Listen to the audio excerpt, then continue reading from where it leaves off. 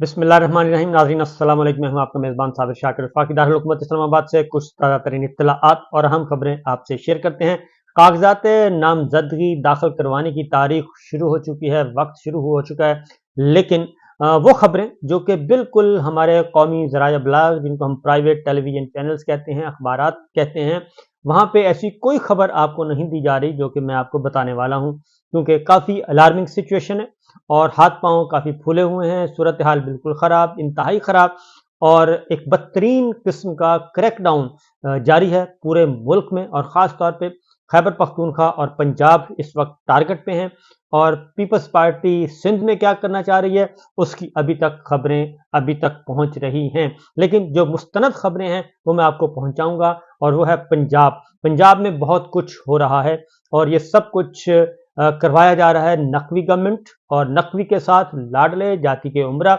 और जाति के उमरा के पीछे कौन है ये आप खुद तलाश करें, क्योंकि कुछ काम आप खुद भी किया करें। बहरहाल सूरत हाल इस वक्त ये है कि एक बदतरीन किस्म की फाशिस्ट सोच जो है पिछले 48 घंटों में हमने देखी और उसमें से सिर्फ एक मिसाल जो है वो सामने आई है और वो सियालकोट उस्मान डार साहब की वालदा का मामला वो आया। और उसके बाद वो इस हद तक जालिमाना और बेईमाना और बेशर्माना किस्म का था कि गैरत की भी आखिरी हदों को वो छू गए, बेगैरती की। और वालदा तो सबकी सांझी होती है और वालदा को, बूढ़ी माँ को इस तरीके से जो और फिर जो ऑडियोज आ गई हैं, उस वक्त क्या हो रहा था, कितनी चीखों पुकार थी, बच्चे, खवातीन, वो सब कुछ हमारे सामने आ चुका है और पूरी दुनिया के सामने आ चुका है कि एक बदतरीन किस्म का एक निज़ाम मुसल्लत करने की कोशिश की जा रही है और इंतखाबात से पहले यानी कि कागजात नामजदगी दाखिल ही नहीं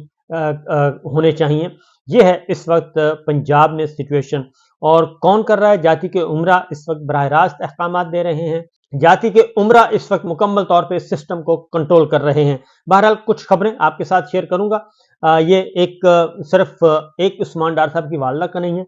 लोधरा चले जाएं, वहां पे मियाँ शफीक अराई साहब हैं, इंतहाई शरीफ आदमी। मैं ज़ाती तौर पर उनको जानता हूँ और एक तवील अरसे से जानता हूँ।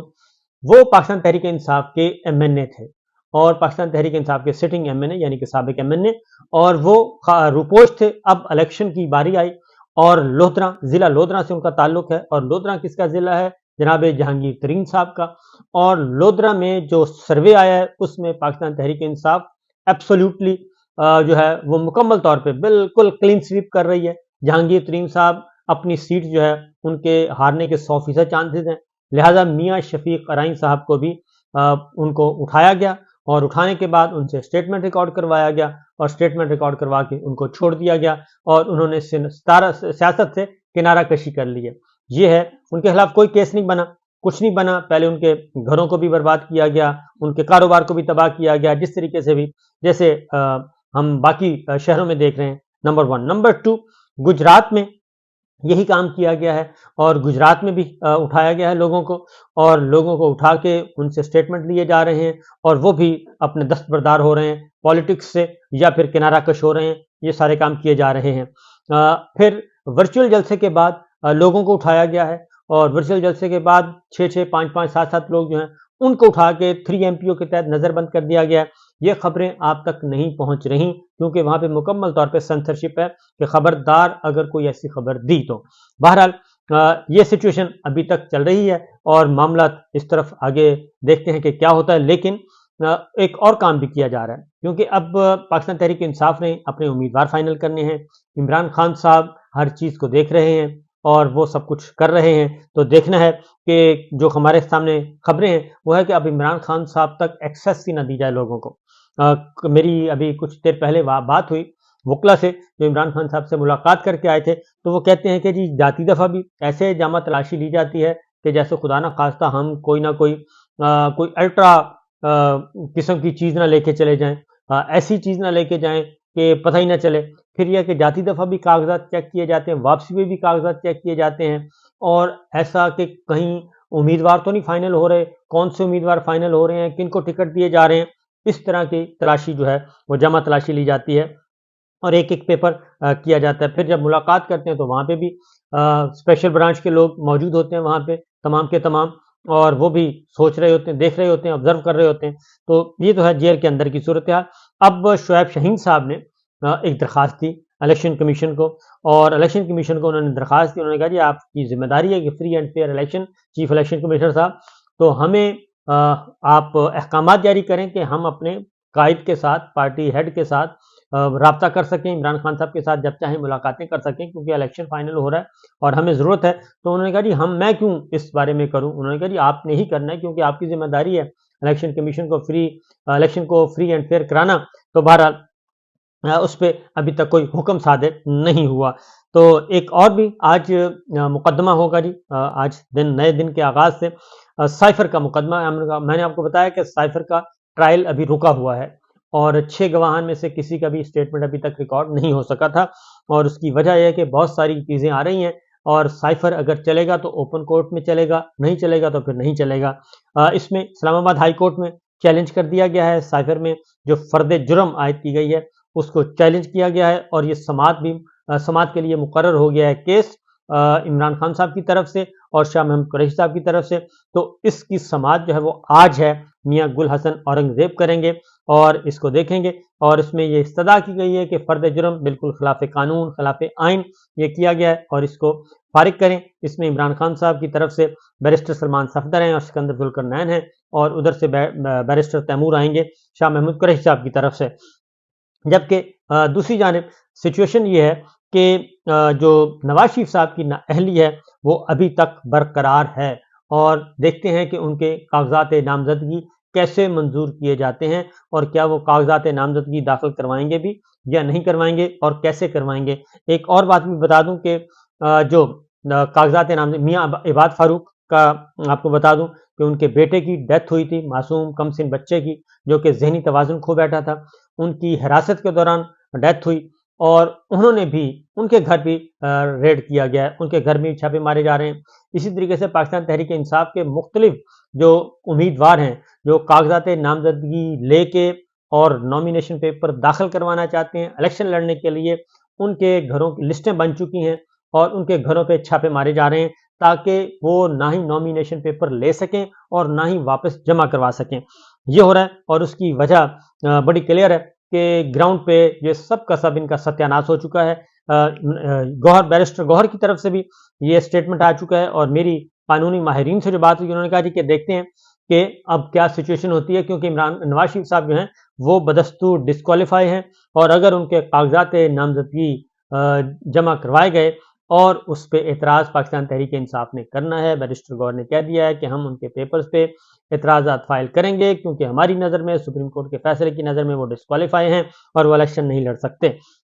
اسی طریقے سے توہین الیکشن کمیشن کیس میں بھی عمران خان اور فواد چودھری پر جو فرد جرم عائد ہونی تھی وہ معاملہ بھی مؤخر ہو گیا ہے، اور فی الوقت فرد جرم عائد نہیں کی جا سکی، اور یہ جیل میں عائد کی جانی تھی. جی اڈیالہ جیل میں توہین الیکشن کمیشن کی سماعت ہوئی، اور کمیشن کے سربراہ 4 رکنی کمیشن گیا تھا جی، اس کے علاوہ ان کے پاس کوئی کام ہی نہیں ہے. ان کو یہی کام رہ گیا، باقی اور تو کوئی نہیں ہے کہ پورے ملک میں الیکشن اس پہ تو الزامات کی سنگین الزامات عائد ہو رہے ہیں الیکشن کمیشن پہ، چیف الیکشن کمیشن پہ، ان کے ارکان پہ، لیکن وہ صاف شفاف الیکشن کے بجائے اڈیالہ جیل پہنچے ہوتے ہیں ہر دوسرے دن. عمران خان اور فواد چودھری پر فرد جرم تھی 27 دسمبر تک ملتوی کر دی گئی ہے. شعیب شاہین صاحب نے جو باہر نکل کے گفتگو کی، انہوں نے کہا کہ جی بغیر جیل ٹرائل کا حکم دیا گیا ہے، کس قاعدے اور قانون کے تحت کیا گیا ہے، کیونکہ جیل ٹرائل ہو رہا ہے وہ بھی، اور اس پہ ابھی تک کسی قسم کا کوئی ہمیں آرڈر موصول نہیں ہوا. تو جب آرڈر موصول نہیں ہوا تو اس پہ جیل ٹرائل کیسے ہو سکتا ہے. تو لیکن الیکشن کمیشن، انتظامیہ اور عدالتوں کی ذمہ داری ہے کہ سب کے ساتھ یکساں سلوک ہو. یکساں سلوک تو ہمیں نظر ہی آ رہا ہے کہ جس طرح کا ہو رہا ہے. لہٰذا فواد چودھری صاحب کی طرف سے یہ درخواست دی گئی ہے کہ جناب آپ اوپن ٹرائل کریں. فیصل چودھری نے درخواست دی ہے الیکشن کمیشن میں کہ اس کا اوپن ٹرائل کیا جائے، یہ جیل ٹرائل کا کیس نہیں بنتا، کیونکہ عمران خان صاحب کا تو چلیں ٹھیک ہے جی، آپ ان کو تو وی آئی پی ٹریٹمنٹ کر رہے ہیں، ہر اعتبار سے ان کو دیوار سے لگانے کی کوشش کر رہے ہیں، لیکن فواد چودھری صاحب کا کیا قصور ہے، ان کو تو آپ اوپن کورٹ میں لے کے آئیں، اوپن ٹرائل دیں. تو یہ بھی ایک سلسلہ چل نکلا ہے. جبکہ دیگر خبروں میں جی آج کا دن کافی امپورٹنٹ ہے، اور اس میں حلقہ بندیاں جو ہے، معاملہ حلقہ بندیوں کا ہے. حلقہ بندیاں بدستور چیلنج ہوئی ہیں اور یہ ایک بہت بڑا مسئلہ بن چکا ہے کہ حلقہ بندیاں چیلنج ہو چکی ہیں اور ان پہ سپریم کورٹ کا ایک فل بینچ جو ہے وہ آرٹیکل 199 کے تحت جو ہے اس کو تقریباً اس کو معطل کر چکا ہے. آئین کا آرٹیکل 199 سپریم کورٹ کا فل بینچ معطل کر چکا ہے. کیا وہ یہ کام کر سکتا ہے؟ کیا سپریم کورٹ کے پاس یہ اختیار ہے کہ وہ آئین کا کوئی آرٹیکل ہی معطل کر دے؟ کیونکہ آرٹیکل 199 کے تحت ہی ہائی کورٹ میں براہ راست لوگ رجوع کر رہے ہیں اور وہ بھی صاف شفاف الیکشن کے لیے، کیونکہ اگر حلقہ بندیاں ہی غلط ہیں تو صاف شفاف الیکشن کیسے ہوں گے؟ تو بہرحال یہ بھی ہو رہا ہے. شیر افضل مروت صاحب نے جیل میں عمران خان صاحب سے ملاقات کی ہے رہائی کے بعد، اور ان کی ملاقات میں پارٹی ٹکٹوں کی تقسیم کے حوالے سے ڈیٹیل کے ساتھ مشاورت کی گئی ہے. اور پنجاب میں عمران خان صاحب نے ان کو ہدایت کی ہے کہ ورکرز کنونشن کا سلسلہ شروع کیا جائے، فی الفور شروع کیا جائے، اور جو ورکرز کنونشن سے دور رہے انہیں ٹکٹ نہیں دیے جائیں گے، اور جو لوگ دوسری پارٹیوں میں چلے گئے ان کو بھی ٹکٹ نہیں دیے جائیں گے، ان کی واپسی کی کوئی گنجائش نہیں ہے. پارٹی کو الیکٹیبلز کی بالکل ضرورت نہیں ہے، اور لطیف کھوسہ جیسے سیاستدانوں کا آنا خوش آئند ہے، اور اس لیے انہوں نے بھی یہ کہا ہے کہ جی آپ ٹکٹوں کے معاملے میں پارٹی کو ہدایت کی ہے کہ آپ فائنل کریں. اور عمران خان صاحب نے کہا ہے کہ ایک ایک حلقے کو میں خود دیکھوں گا، اور ایک ایک ٹکٹ جو تقسیم کی جائے گی وہ میری مرضی سے ہوگی اور کسی کے ساتھ کوئی زیادتی نہیں ہوگی. تو یہ ہے اس وقت کا معاملہ، اس وقت کے حالات و واقعات. 50 خواتین سے زائد خواتین کو ٹکٹ دینے کا فیصلہ کیا ہے جمعیت علماء اسلام مولانا فضل الرحمان صاحب نے، اور انہوں نے کہا کہ یہ اس بار ہم کریں گے. اور اسی طریقے سے ایم این اے فیاض الحسن شاہ جو کہ سابقہ ایم این اے ہیں، ان کو بھی اٹھایا گیا اور ان سے بھی پریس کانفرنس کروا دی گئی، ان سے بھی اسٹیٹمنٹ لے لیا گیا کہ جناب آپ ہمارے ساتھ آپ آئندہ الیکشن آپ نہیں لڑیں گے، اور سیاست سے کنارہ کشی اس طریقے سے حلقے خالی کروائے جا رہے ہیں. لیکن عثمان ڈار صاحب کی والدہ آ چکی ہیں میدان میں، اور انہوں نے کہا ہے کہ ہم الیکشن بھی لڑیں گے اور الیکشن جیتیں گے بھی. اور ایس پی کو لایا گیا، ڈی پی او کو، سیالکوٹ کے ڈی پی او وہ آئے، انہوں نے وضاحت کرنے کی کوشش کی، لیکن وہ وضاحت جو ہے وہ بالکل فارغ نوعیت کی ہے. اسی طریقے سے لیفٹیننٹ جنرل ریٹائرڈ فیض حمید کی طلبی بھی ہو گئی ہے، ان کو بھی سمن کرنے کا فیصلہ کر لیا ہے فیض آباد دھرنا کیس میں. تو یہ کھیل بھی ساتھ ساتھ چل رہا ہے، اور کیونکہ اسٹیٹمنٹس ریکارڈ ہو رہے ہیں مختلف لوگوں کے، مختلف رہنماؤں کے، تو یہ بھی ایک ہوا ہے.